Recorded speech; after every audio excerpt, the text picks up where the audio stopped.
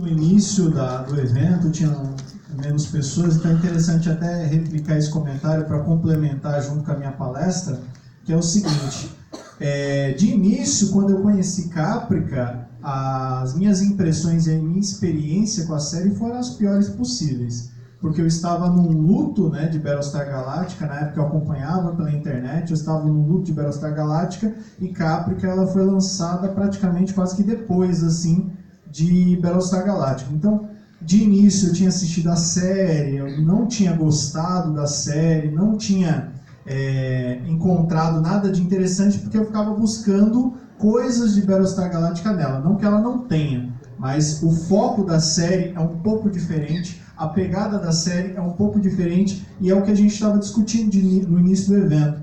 A Caprica, ela é mais micro, né? Ela faz um recorte de uma situação colonial. A Battlestar Galactica já tem aquela coisa de Odisseia, né? Mais épico. Então, se a gente muitas vezes olha com os mesmos olhos de uma obra para outra, aí causa essa decepção. Anos depois eu reassisti, vi com outros olhos, vi que tinha muita coisa interessante. Logicamente não é uma série perfeita, ela tem seus problemas, mas eu comecei a notar que ela tem muitas coisas interessantes. E eu comecei a olhar com mais cuidado, fazendo pesquisas, justamente por conta dessa palestra. A gente se organizou em grupo, aí meio que definiu mais ou menos o tema. Aí eu comecei a fazer a pesquisa, e a partir dessa pesquisa eu comecei a ver que Caprica aborda muita coisa de muita série hoje em dia que tem, e é tão aclamada a série de hoje em dia, e a Caprica não teve muito essa chance. Eu acredito que se Caprica fosse lançado hoje, para os fãs de Battlestar Galactica, como a gente meio que está sedento por algo novo, ela seria consumida muito mais fácil. Agora, lançar uma série no momento de luto, aí rola uma comparação, você fica mais crítico, enfim. Vamos lá. Eu separei aqui, deixa eu só fazer um teste aqui. Vou testar aqui. Então, eu separei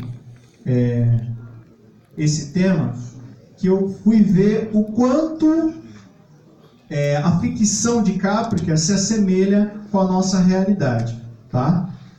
Então, deixa eu só testar aqui. Ô, Samir, dá uma olhadinha aqui que tá falhando aqui o botãozinho. Tá desligando, né? Senão vai ter que mudar aí, né? Então, é isso que eu ia explicar também. A imagem tá assim, que como é uma palestra lá das colônias, tem um lance meio de radiação que tá influenciando, entendeu? Você vê que que é uma palestra de muito longe, entendeu? Na verdade, isso aqui é um problema do ser humano, lá. Esquecemos de colocar outra parte lá também. Isso aí também é uma falha grande, né? Okay. Não vai funcionar nunca. Tá aqui, como é que vai comunicar o botão? Ah, tá. Disfarce detalhe, né? Não, mas aí já é tecnologia. É isso que eu ia explicar. Ó, então é uma coisa que eu vou explicar antes. A culpa é de outra coisa, professor? Não, vou justificar. Uma coisa interessante que você postulou agora. Esse tema não é um tema muito da minha área, que eu sou mais das humanas, né? Só que, como eu sou um curioso, e eu fui fazendo as pesquisas, mesmo não sendo algo que eu estou muito íntimo ali, eu comecei a ver um monte de conteúdos interessantes. Então, quem for expert em robótica, essa parte de realidade virtual, tiver algum erro, quiser me corrigir, fique à vontade. Mas assim, eu tentei, na minha pesquisa, explanar também de uma forma mais simples possível, para quem também não tivesse conhecimento nenhum. Esse é um dos primeiros passos. Vamos testar aqui agora sim. Então, ó, deixa eu voltar aqui. Então, eu queria iniciar essa palestra partindo desse princípio, dessa questão aqui. Qual é a diferença entre a série e a nossa realidade tecnológica? A comparação que eu faço da série com a nossa realidade é puramente tecnológica.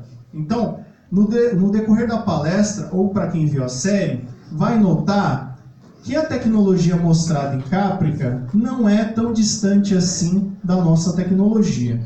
Para quem se atualiza bastante em tecnologia, vai notar que ela é muito mais próxima à nossa tecnologia do que distante, né? Levando em consideração também que essa série ela foi feita em 2009. Então, as tecnologias mostradas aqui, depois de 10 anos, talvez elas se aproximem mais ainda das nossas tecnologias, né? Vocês vão perceber, ao longo da palestra, o quão parecido as tecnologias de cáptica são com as nossas, ok?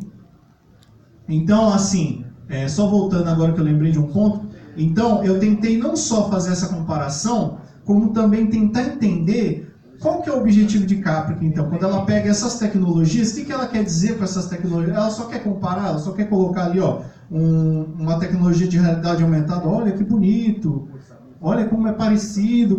Será que é só isso? Então, isso eu vou tentar abordar durante a palestra.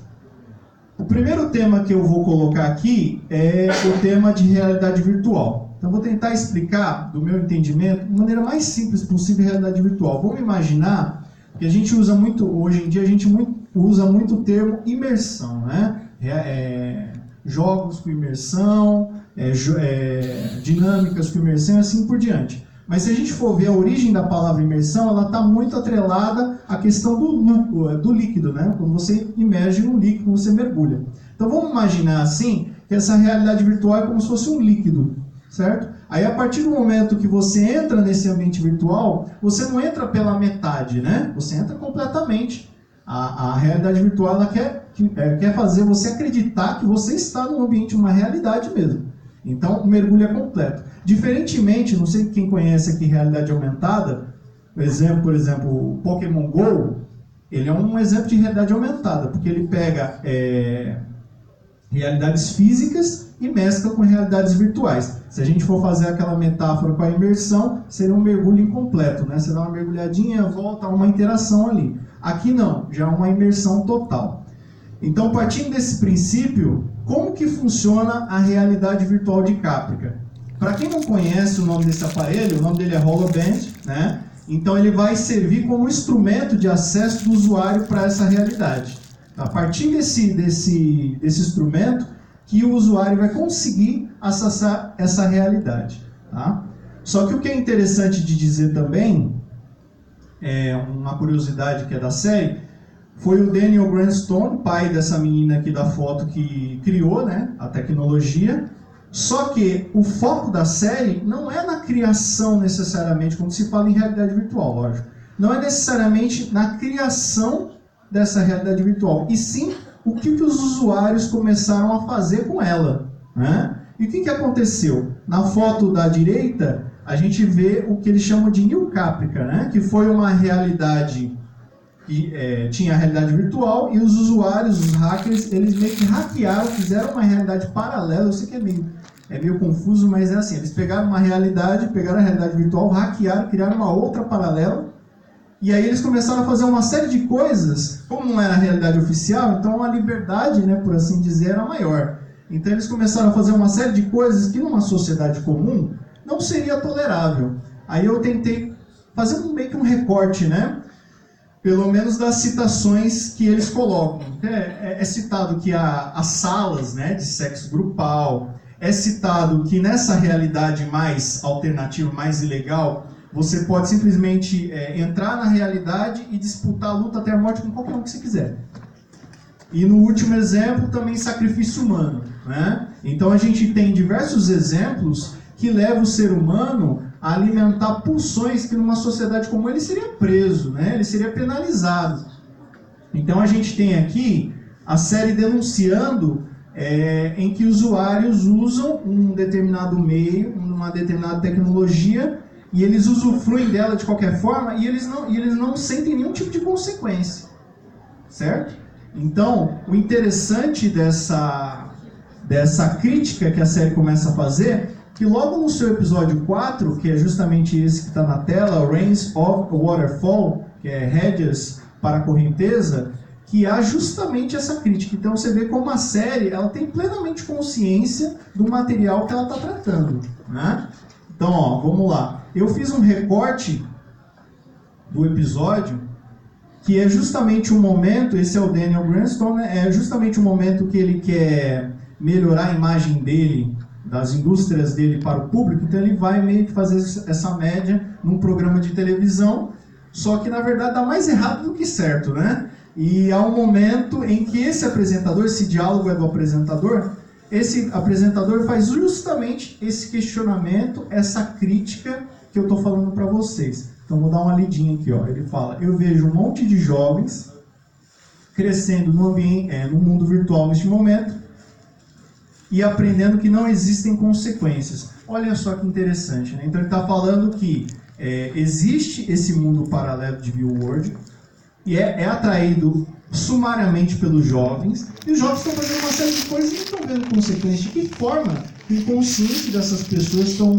evoluindo, né? Que tipo de sociedade vai se formar com uma tecnologia dessa? Eu acho que já deve ter rolado algumas identificações que a gente tem no dia de hoje, certo? Então a série ela parte muito dessa crítica de você poder fazer qualquer coisa, mas não tem uma consequência. Já houve um caso, bem lembrado, daquele rapaz que matou várias pessoas no cinema devido a um jogo de videogame. Não dá pra gente saber ainda a que tipo de influência, ao grau de influência que exerce, mas ignorar também essa tecnologia, achar que ela é completamente inofensiva é complicado também, né? Então, tomar muito cuidado, né? Muito cuidado. Tem que ter algum tipo de controle, mas enfim. Então, aí, por que eu fiz esse xizinho aí? Peguei esse VR, que seria, teoricamente, a tecnologia mais próxima que a gente tem do HoloBand, do View World. Por quê? Ela faz uma imersão total, né? Ela tenta enganar pelo menos os sentidos da visão, tenta fazer uma imersão total. Porém, a forma como o VR se apresenta em comparação ao mundo virtual de Caprica está muito longe ainda, está muito. A Caprica começa a vir com uns questionamentos, umas angústias, que está muito longe desse VR aí. O máximo que vai acontecer com a gente no VR hoje é enjoo. A tecnologia hoje você não consegue usar muito tempo, como acontece em Caprica. Então, essa discussão de comparar o VR com o HoloBand não cabe muito. Porém, essa discussão não é inexistente, porque a gente tem uma série de outras tecnologias que eu comecei a fazer uma comparação, comecei a ver que podem ter já as mesmas consequências. Então, vamos lá. Primeiro, Second Life. Para quem conhece o Second Life, ou para quem não conhece, qual que é? É um ambiente virtual, porém esse ambiente virtual ele é feito em terceira pessoa. Então você vê o bonequinho que você está mexendo, né? Você não é o bonequinho, você vê ele. Porém, ele tem muitas coisas semelhantes ao mundo virtual de Caprica, porque você tem que fazer um avatar, você interage no mundo aberto com outros avatares de outros usuários reais. Então outra comparação que dá para se fazer fácil também de Caprica com esse Second Life é que cada tipo de usuário pode personalizar uma maneira como ele usa.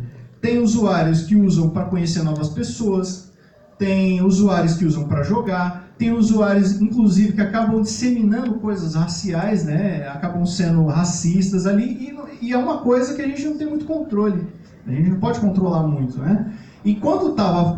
Aí me lembrou o Second Life. Quando Caprica ela aborda esse tema da ilegalidade, dos jovens fazerem coisas e não ser punidos, na mesma hora eu lembrei disso aqui, ó, Deep Web.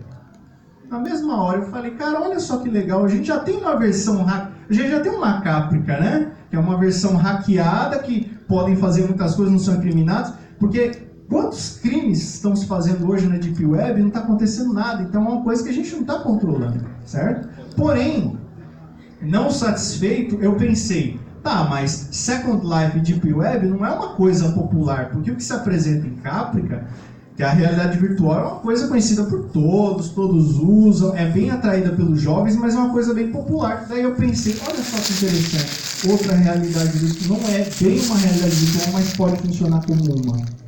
O Facebook. Então, se eu juntar tudo isso aqui, ó, e colocar um visor de VR, temos aí um mundo imersivo de Caprica, igualzinho. Então, o que eu quero dizer? Muitas vezes a gente vê uma obra de ficção científica que discute determinada coisa e a gente acha que vai acontecer igualzinho, chegar o segmento igualzinho. Muitas vezes essa obra ela já está copiando uma realidade, ela já está criando uma realidade existente, só está elaborando de uma outra forma, certo? Então, para finalizar essa parte de realidade virtual, voltar lá naquele nome do episódio que é Rédeas de uma Correnteza. Eu acho interessante esse nome, por quê? É a forma como a gente está tratando a tecnologia, principalmente tecnologia imersiva. A gente está tratando como se a gente tivesse controle. Ah, não, tá tudo bem. Ah, estamos fazendo crime. Não, mas tá tudo bem, a gente tem controle. Ah, o meu filho ele tá virando à noite no Facebook. Eu não sei o que ele tá vendo. Não, mas a gente tem controle. Só que é possível a gente ter rédea de uma correnteza?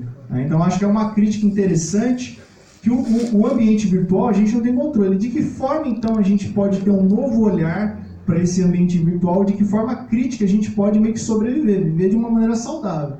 Porque eu acho que, acima de tudo, a gente não pode subestimar essa nova tecnologia aí. Não é tão nova, né? Mas que ela está evoluindo cada vez mais rápido. E um outro tema, eu considero que Caprica tem várias tecnologias, vários gadgets, né? Só que elas se separam em duas tecnologias muito fortes, que é a realidade virtual e a questão da robótica dos robôs. Tá? Então, antes de chegar falar propriamente do robô de Caprica, é muito interessante a pesquisa da origem da palavra robô. Que robô, para quem não sabe, veio do tcheco, que significa robota, que significa trabalho forçado. Então você vê que a origem da palavra já tem essa significância do trabalho forçado. E não satisfeito, robota tem uma variação tcheca também, ou das línguas eslavas, que quer dizer reb. O que quer dizer reb? Escravo. Então você vê que tem uma semântica toda de tipo, ó, alguém para me servir, alguém para fazer uma coisa forçada por mim. Então você vê que o robô ele já tem toda essa origem, né, desde a palavra. E quem que teve essa ideia? Não foi esse senhor com cara assustado, foi o irmão dele. Que esse senhor aqui, ele é escritor de peças, literário, lá de 1930, mais ou menos. Ele criou, o Karel Capek, ele criou essa obra aqui, ó. R.U.R., traduzindo de uma tradução livre, seria Robôs Universais de Rossum. O que ele fez? Ele quis criar uma história em que seres mecânicos fizessem trabalhos domésticos para os seres humanos. Só que o que é interessante nessa história em particular, que esses seres, vocês podem ver até na foto aqui, deixa eu ver se eu consigo postular aqui, ó, que são esses três aqui, ó, ou melhor, esses dois, vocês conseguem até perceber que eles são seres mecânicos, mas na história eles têm partes biológicas, então eles são muito parecidos com os humanos. Eles não são aqueles robôs clássicos que a gente, né, entende como robô mesmo. Então eles seriam mais aqui como robôs de pele humana. E é interessante na obra, que eu dei uma pesquisada meio que por cima assim, que há muitas confusões. Então tem personagens lá que não acreditam que eles sejam robôs, há toda uma discussão. Isso na mesma hora me fez lembrar de BSG, me fez lembrar de Final Five, mas enfim, a discussão não é essa. Até vale uma nova palestra só para isso, mas vamos manter o foco aqui. Então é interessante que o Karel Capek, ele popularizou essa palavra, depois o Isaac Asimov vai levar, né, vai popularizar ainda mais, mas meio que nasceu a partir da obra dele. Tá? E no Brasil, essa obra existe, foi lançada pela editora Edra e tem esse nome aí, A Fábrica de Robôs. De que ano? É 1928, por aí, 1930, 1928. Agora, eu vou entrar numa parte complicada. Quem entende robótica pode me matar, mas depois do evento, por favor. O que eu pesquisei? Que eu tentei pesquisar, só que eu não tentei entrar numa questão muito mecânica, numa questão muito técnica, porque senão fica aquela coisa, né? Nossa, olha como o cara fala lindo, maravilhosamente bem. Você está entendendo? Não estou entendendo nada. Nossa, mas parece tão inteligente, né? Então eu quis fazer uma coisa que fosse mais palpável. Para mim também, porque eu não tenho muito conhecimento de robótica. Então lá na minha pesquisa, o que eu fiz? O robô, ele trabalha uma maneira geral, tá? Uma maneira bem básica. Ele trabalha com algumas etapas para ele realizar todo o processo na qual ele foi programado. Então, a primeira etapa que ele faz, qual que é? Ele tem que perceber o ambiente que ele está inserido. E de que forma ele percebe esse ambiente? Através de sensores, que são microfones, são câmeras. Esses sensores podem ter uma gama infinita, sensor de colisão, sensor de aproximação, mas enfim. O interessante é vocês perceberem que os robôs, eles têm essa sensação, né? Eles vão perceber aqui, ó, através de um sensor. Se não tivesse sensor, dificilmente ele vai perceber o ambiente dele. Outra coisa interessante, o que ele faz? O pensar. Só que esse pensar não é o pensar que a gente está acostumado, é um pensar tipo assim, ele pega todos esses dados que ele tem em volta dele, ou melhor, ele pega toda essa realidade que ele percebeu, transforma em dados, e a partir disso ele processa para dar uma resposta. E normalmente essa resposta já foi programada em algum algoritmo do próprio programador do robô. Então ele pega todos esses dados para dar uma resposta. E essa resposta, ela é dada através de efetores. Mas que diabo de efetores? O que é efetores? É como se fossem os braços do robô. Porém, os robôs, eles não têm necessariamente a obrigação de ter só a forma humana. Então, aqui que está pegando só um pedaço, eu posso chamar isso aqui de efetor também, certo? E eu posso até chamar isso aqui, essa parte aqui, de flange, que seria o pulso, né? O pulso que marca a separação do corpo do robô com esse efetor, tá? Então, só para resumir, seria isso. Ele perceber a realidade, pensar, que seria processar essa realidade, transformar em dados e dar uma devolutiva, é aí que ele faz uma ação, né? Vamos para a próxima aqui. E os robôs de Caprica, como que eles funcionam, né? Será que eles são parecidos nesse conceito? Será que não? Aí o primeiro que eu destaquei foi esse robô doméstico, que ele até tem um design carinhoso, né? Você olha para ele, você não sente raiva desse robô, né? Então, a gente fica nesse, né? Tanto é que eu estava assistindo o episódio piloto para fazer a pesquisa, aí tinha um robô parecido com esse, que eu já vou falar, ele sendo todo pistolado lá, morrendo, aí ele falou, nossa, coitadinho. Então a gente tem até um apelo meio que animal, né? A gente pensa... Como é que chama o Star Wars? R2-D2? Ele tem uma ideia parecida. Mas enfim, o que é interessante nesse robô? A gente pode até entender, ó, já pode usar um pouco os conceitos, né? Deixa eu ver aqui. Qual o nome dele? Serge. Parece um nome de pessoas mesmo, de pessoa mesmo. Aqui, ó. A gente já pode até entender do seguinte, ó, ele tem a câmera, que parece um olho de ciclope, né? E ele deve ter sensores, não só sensores de movimento, ele deve ter alguns sensores pelo corpo dele para ele conseguir se movimentar. Mas de qualquer forma é interessante falar as funções dele. Uma coisa que eu percebi de interessante é que além dele ter uma determinada gama de vocabulário, para quem estava assistindo o episódio piloto ou para quem já conhece Caprica, vai notar que ele mantém um pseudo-diálogo com os donos do aparelho. Então você não sabe, será que ele tem inteligência artificial? Será que ele não tem? Isso não fica muito claro, mas ele trava alguns tipos de diálogos. Esses diálogos podem ser extremamente limitados, não dá para ter certeza. Mas de qualquer forma, é interessante falar dele porque me parece que ele é integrado com o resto da tecnologia da casa deles. Então, por exemplo, quando entra alguém lá na casa, ele tem que liberar. Fulano de tal, libera. Então parece que ele controla também, porque a casa é meio automatizada, a porta abre sozinho, dá para você jogar um vídeo no meio da janela da sala. Então essa automatização parece que é integrada com ele também. Outro robô interessante, que é muito parecido com ele, é esse robô de teste aqui, ó. Esse robô de teste, ele tem uma fisionomia parecida, porém ele tem umas funcionalidades diferentes. Resumidamente, ele é a bucha de canhão, né? Ele serve para você meter uns pipocos mesmo e já era. Só que ele tem um diferencial. Vocês podem ver aqui que não está funcionando. Funciona. Vocês podem ver aqui que tem parece uns bracinhos aqui. Esses bracinhos, para quem for acompanhar o final do episódio, não vou dar spoiler, ele vai aparecer no finalzinho do episódio, vocês vão perceber que esses bracinhos aqui, eles levantam e eles dão pipoco também. Ou seja, esse robô de teste, provavelmente ele não treina só o alvo do outro robô que eu vou falar, ele tem os reflexos também do robô, então ele não é só um alvo, ele pode ser que ele treina reflexos também. E por último, a gente tem o robô do pôster do DVD, né? Vai lançar um pôster de DVD de Caprica, vai ser esse robô que vai aparecer, o pôster do marketing, que é o robô militar, o 187. A princípio, para quem relembra da série, ou para quem assistiu o piloto agora, vai perceber que o Daniel Branston, ele fica meio, como eu posso dizer, meio desanimado, porque o robô ele não consegue fazer exatamente o que ele foi programado, que é destruir os robozinhos lá. Ele não consegue fazer isso, porque ele não tem um reflexo que alcança esse nível. O que acontece? Ele não tem um aprendizado, então ele está muito parecido ainda com esses outros robôs. Lógico que ele tem uma fisionomia diferente, ele já é um robô humanoide, né, já parece muito mais com a gente, mas ainda ele tem as suas limitações. Vou falar um pouquinho mais dele agora. Essas limitações, o que acontece? O Daniel Branston, na série, a princípio ele se parece muito inteligente, porém tem umas coisas, para quem for ter um olhar muito mais crítico, principalmente no episódio piloto, ele comete uns vacilos assim astronômicos. Primeiro porque a filha dele consegue elaborar um avatar holográfico com meio que uma inteligência artificial e ele não sabe disso. Segundo, que fizeram uma versão ilegal do maior programa de sucesso dele, estão matando lá no programa, e ele também não sabia disso.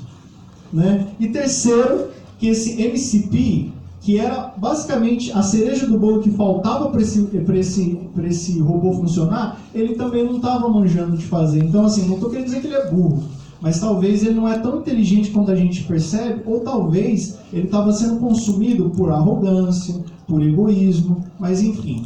Aí o que acontece?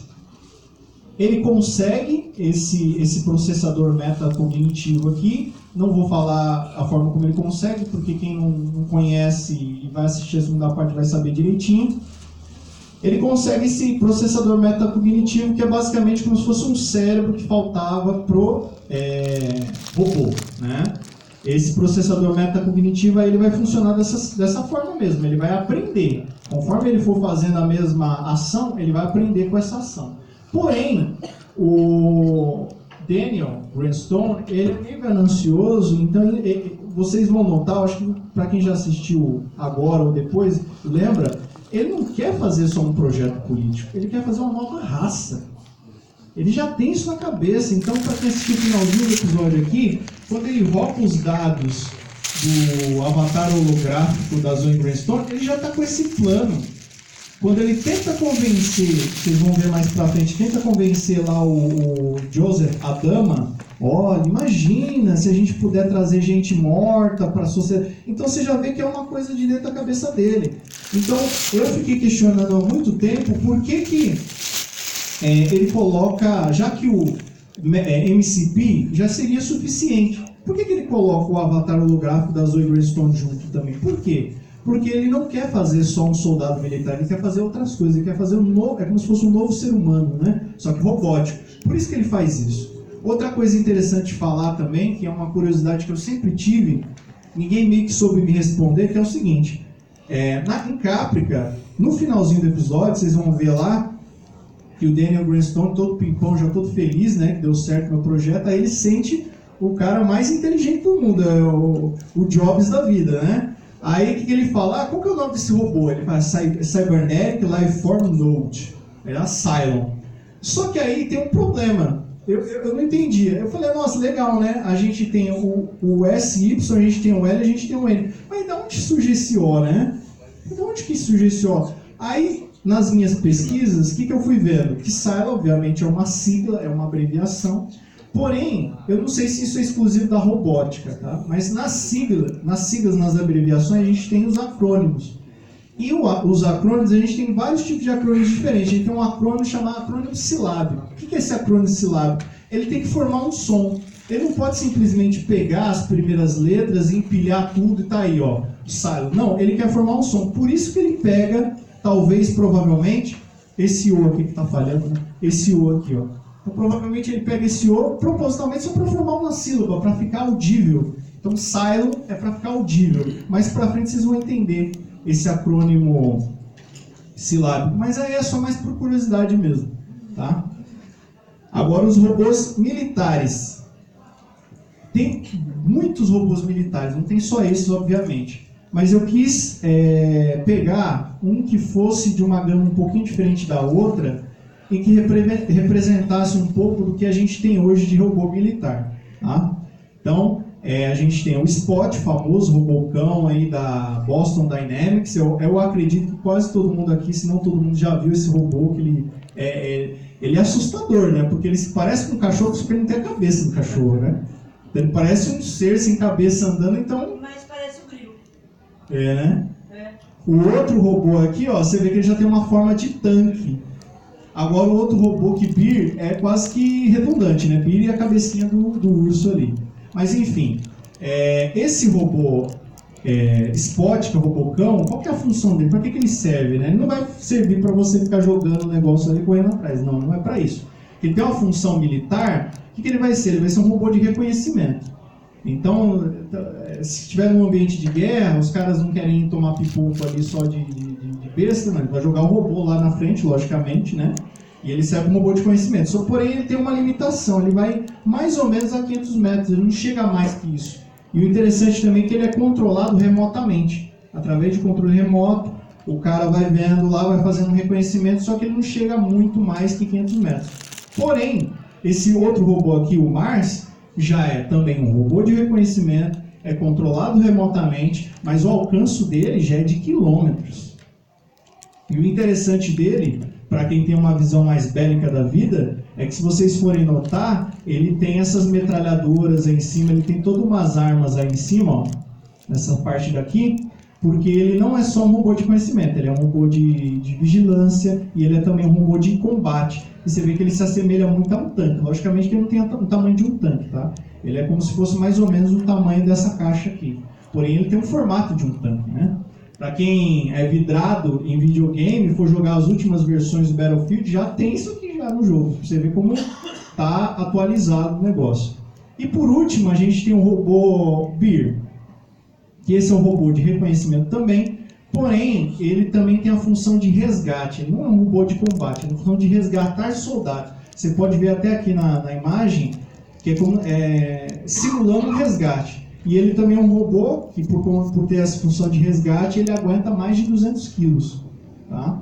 Então, ele já tem essa opção de conseguir levantar mais de 200 quilos, que não é a mesma função dos outros. Ok? Agora, tem um terceiro robô aí, que quando eu vi, porque até então eu pensei assim, tá beleza, né? A gente tem um robô que parece um cão, um que parece com um tanque, outro que parece um ursinho, até meio fofo, né? Esse robô mesmo sendo militar. A gente não tem um robô que parece um 87, né? A gente está meio que tranquilo, né? Só que não. Eu vi esse robô russo, e essa apresentação que esse robô russo fez com essas duas armas, não sei, talvez aqui muita gente já deve ter conhecido.